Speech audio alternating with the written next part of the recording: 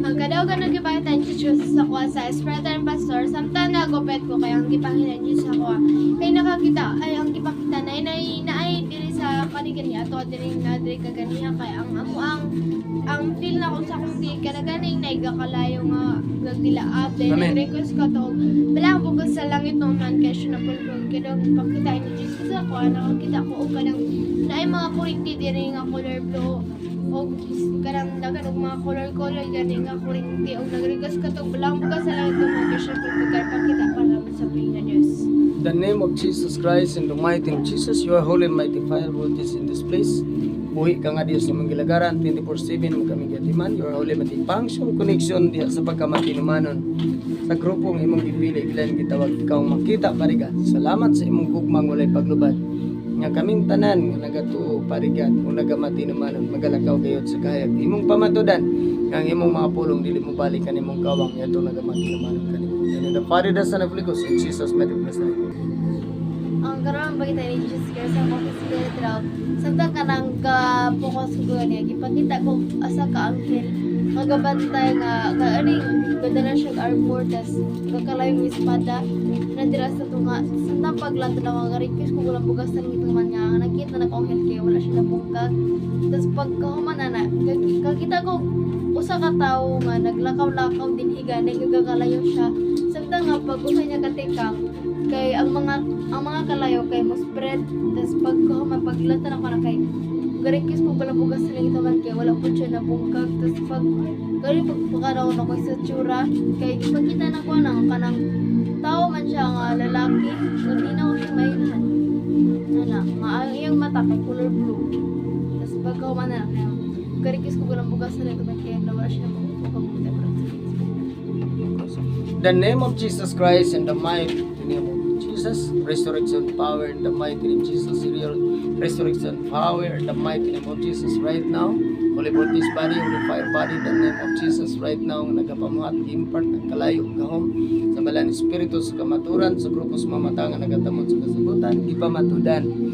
Hallelujah, itong nagamatinumanon, templo gingirian ng galihok ug buhi ug gamanan nga Dios nga galagaran ni kudlit siya mga pulong bilisulan giplikar gituman gibuhat kini sa tanang grupo sa mga mata nagamatin manon kadaugan ang batunan.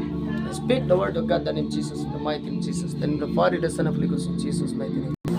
Ang kadaugan nga ipakita ni Jesus dito sa spirit realm, ipakita ko niya og kanang linaw na tubig daw kristal lang yung one identify mo siya nga tubig kay galihok siya daw kristal. Dire-request ko palang bugas sa lang ito mga sa pagtino at kung good siya hindi siya mo sa pero kung ba siya kung gusto na ito nang mahina siya kung wala siya na unsa ang kadaugan ipakita para sa Diyos. The name of Jesus Christ and the mighty name of Jesus, kamaturan magasipti magasil sa grupo sa mga mata nga nagatamot sa kasabutan ng dapit.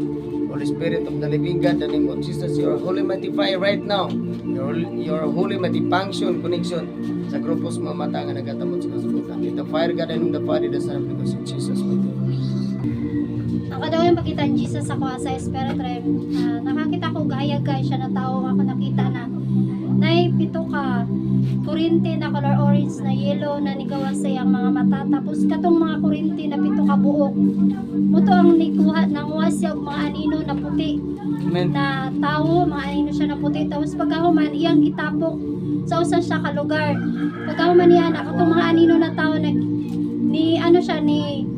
transform og mga tao siya nagkalain-lain siya na klase ng mga tao na igulang na mga batanon og kanang mga bayi ug laki tapos pagkahuman niya na pagtapok nila ug ang mga tao na kalang nangutana sila nga nganong na ako diring dapita tapos nag-request ko atong balang bugas sa lang ito man wala siya nang pupugara ug kinaban sa Diyos Nailan ni mo sa tanda. wala ko daghan kayo sila pastor Katong nagtapok. oo gitapok sila daw gitapok gyud sila na masanin nang iba mga anino sila na puti tapos gitapok sila sa usa ka lugar Ang nagtapok nga ang katong mga kurinti mga kurente ra. O focus. In the name of Jesus Christ, in the mighty name of Jesus, salamat sa imong gugmang walay paglubad, paligan, or walay mati-function sa grupo sa mga mata nga nagatamot sa kasabutan. Buhi ka nga Dios sa may gilagaran, makailandong sa pag-usap. Huwag kamaturan, mag-safety, mag-asil sa grupo sa mga mata nga nagatamot sa kasabutan. And the pari dasan ng puligos in Jesus' mighty name of Nazareth. January 18, 2026. So, muna sila ang naka-appeal sa devotional yung kabuntagon. Sila naka-appeal sa devotional. Okay. Okay. Matawang Sunday School teacher, Pastora Catherine Nicole from Kampunggaw. Sa atong tithes of love offering, bago ta mag-umpisa mag-ampo sa tamang suon, hallelujah. Father God, mighty name of Jesus Christ, salamat kay Ginoo ng kabutagon, Lord God. Lord, salamat kay Ginoo sa mong pagkamaayo sa muna kong gugmaw Diyos na walay paglubad. Father God, Lord, wala kami mahimo Diyos kung wala ka.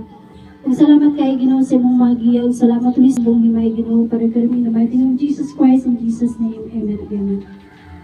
Okay, hallelujah. Ang atong tema is alang sa ikaduhang templo. Itong masahong diri sa Esdras 2:68, kinsa na una nakaabli.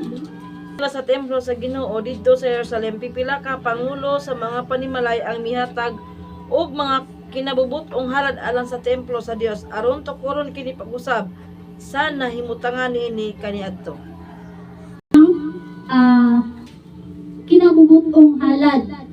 Ibig sabihin na is wala na price. Kahit pila imong yatag kay nga naman kinabubot-on man halad.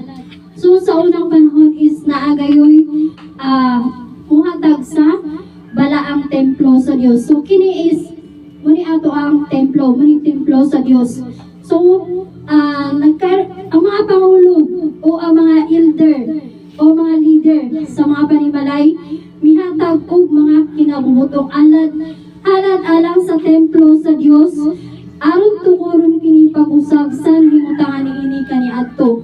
So naagoy mga paghatag sa mga matag-usa ka mga membro o mga pangulo na mohatag ayo dito no. So sa unang panahon ug karon is walay pagkausap ang pulong sa Dios. So kung unsa ilang gibuhat sa una is karon ato kuning buhaton kay dili man ni para sa ato akong dili para sa kaimhaya sa Dios.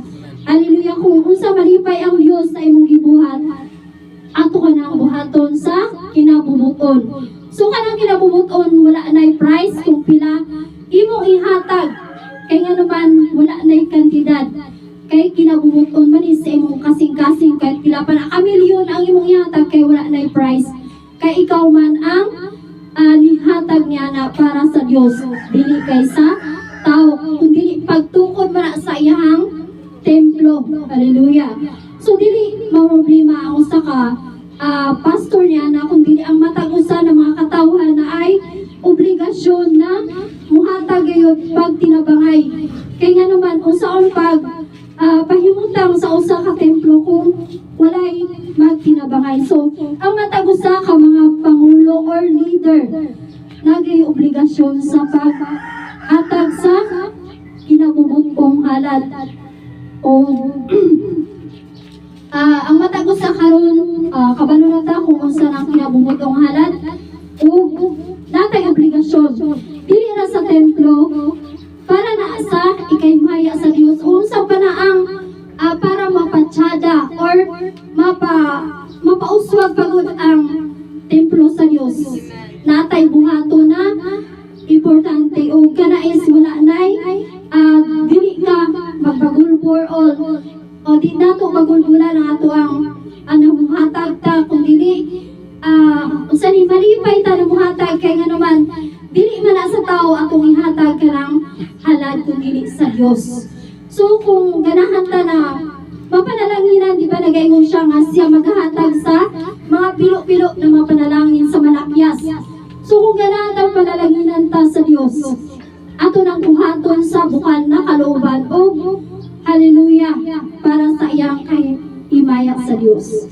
So natay ang matag-usa no nay obligasyon kay sa unang panahon is na sila obligasyon na ang matag-usa kapangulo sa mga panimalay mihatag sa kinabutong halad. So kita usab kay nabasa naman nato niya ang pulong sa Dios kung saan nakabutang diri kung naamay mga nakakita naman ta kung unsay problema sa ato ang di ba nagkinhalan tag luti sa church. Kung daghan kayo ang mga kay wala pa man tay luti.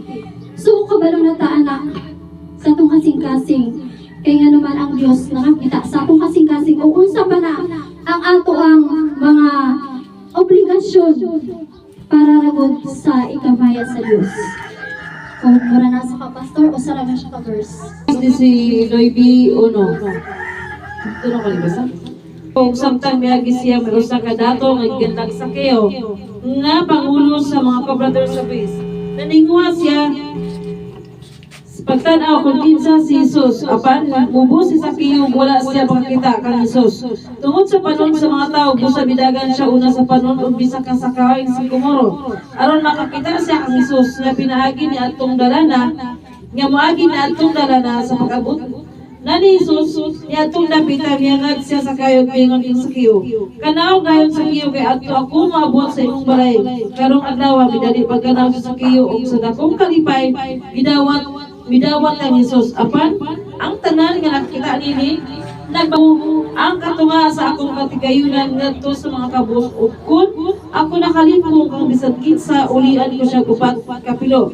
Si Jesus mingon kaniya karong adlaw miabot ang kaluwasan nining balaya.